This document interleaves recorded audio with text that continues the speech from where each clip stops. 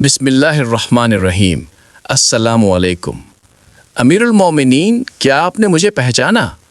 درمیانی عمر کے ایک باوقار شخص جن کے کپڑے گرد آلود تھے اور چہرے پر تھکن اور حیرت کے آثار نمایاں تھے، مسجد نبوی میں امیر المومنین حضرت عمر فاروق رضی اللہ تعالی عنہ سے مخاطب ہو کر یہ الفاظ کہہ رہے تھے۔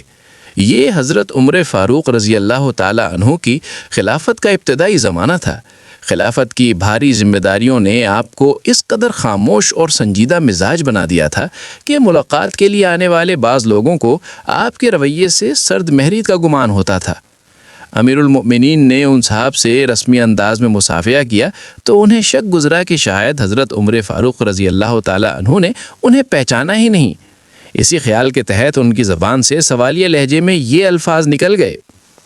حضرت عمر فاروق رضی اللہ تعالی عنہ نے ان پر شفقت بھری نظر ڈالی اور نہایت سنجیدہ انداز میں فرمایا، ہاں، اللہ کی قسم میں تمہیں خوب پہچانتا ہوں۔ اللہ تعالیٰ نے تمہیں معرفت کی دولت عطا کی۔ اللہ کی قسم تم اس وقت ایمان لائے جب بہت سے لوگ کفر اور شرک کی تاریکیوں میں بھٹک رہے تھے۔ تم نے اس وقت حق کو قبول کیا جب لوگ انکار کر رہے تھے۔ تم نے اس وقت وفاداری دکھائی جب لوگ بدعہدی کر رہے تھے۔ تم اس وقت آگے بڑھے جب لوگ پیچھے ہٹ رہے تھے۔ سب سے پہلا صدقہ جس نے رسول اللہ صلی اللہ علیہ وسلم اور آپ کے صحابہ کے چہروں کو خوشی سے روشن کیا وہ تمہارے ہی قبیلہ طئی کا تھا۔ امیر المؤمنین ابھی اتنا ہی کہہ پائے تھے کہ وہ شخص بے اختیار بول اٹھا، بس امیر المؤمنین، میرے لیے یہی کافی ہے۔ یہ شخص حضرت عدی بن حاتم رضی اللہ تعالی عنہ تھے۔ حضرت عدی رضی اللہ عنہ اس نامور باپ کے بیٹے تھے جس کی سخاوت، شجاعت، مروت اور مہمان نوازی کا چرچا اسلام سے کچھ عرصہ پہلے پورے عرب میں تھا۔ وہ مشہور شخصیت حاتم طائی تھے۔ حضرت عدی رضی اللہ عنہ نے جب ہوش سنبھالا تو انہوں نے دولت، عزت اور اقتدار کو اپنے گھر میں موجود پایا۔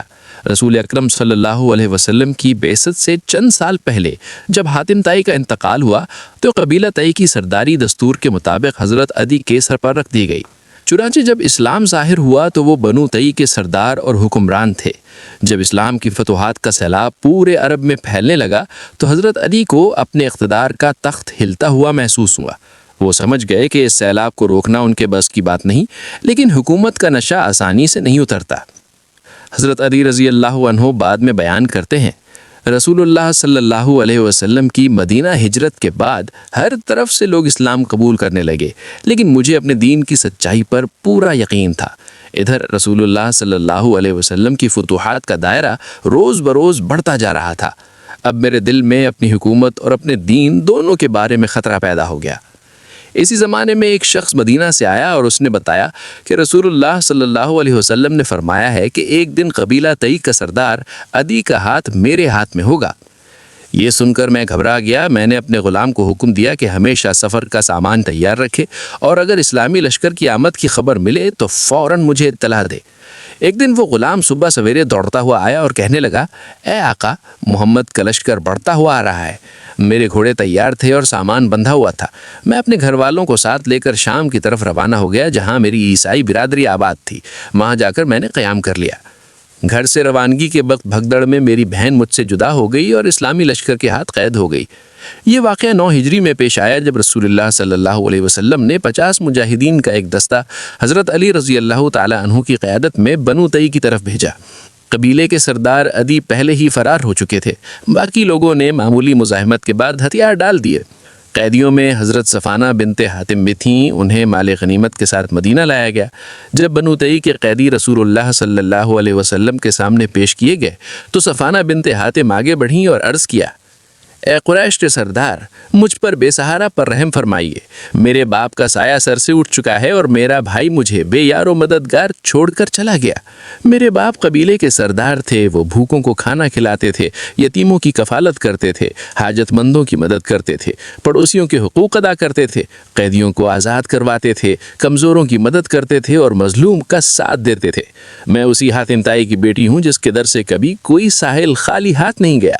اگر آپ مناسب سمجھیں تو مجھے آزاد فرما دیں تاکہ میری وجہ سے عربوں کی روایات پر حرف نہ ہے۔ رسول اللہ صلی اللہ علیہ وسلم نے فرمایا، اے خاتون، جو صفات تم نے اپنے والد کی بیان کی ہیں یہ تو مومنوں کی صفات ہیں۔ اگر تمہارے والد زندہ ہوتے تو ہم ان کے ساتھ بھی اچھا سلوک کرتے۔ پھر آپ صلی اللہ علیہ وسلم نے صحابہ سے فرمایا، اس خاتون کو آزاد کر دو، یہ ایک نیک باپ کی بیٹی ہے۔ بعد میں صفانہ بنت حاتم اپنے بھائی عدی رضی اللہ تعالیٰ عنہ کے پاس پہنچیں اور انہیں رسول اللہ سے ملنے کا مشورہ دیا۔ حضرت عدی مدینہ آئے، مسجد نبوی میں حاضر ہوئے اور رسول اللہ سے ملاقات کی۔ نبی کریم صلی اللہ علیہ وسلم کے اخلاق، سادگی اور انصاف کو دیکھ کر حضرت عدی بہت متاثر ہوئے۔ گفتگو کے دوران رسول اللہ صلی اللہ علیہ وسلم نے انہیں اسلام کی دعوت دی اور فرمایا کہ ایک وقت آئے گا جب اسلام پھیل جائے گا، امن قائم ہوگا اور مسلمانوں کے پاس اتنا مال ہوگا کہ زکوٰۃ لینے والا کوئی محتاج نہیں ملے گا۔ یہ سن کر حضرت علی رضی اللہ تعالیٰ عنہ بہت متاثر ہوئے اور کلمہ پڑھ کر اسلام قبول کر لیا۔ بعد میں وہ فرمایا کرتے تھے کہ رسول اللہ صلی اللہ علیہ وسلم کی بتائی ہوئی نشانیوں میں سے 2 میں اپنی آنکھوں سے پوری ہوتی دیکھ چکا ہوں، اور تیسری بھی ضرور پوری ہوگی۔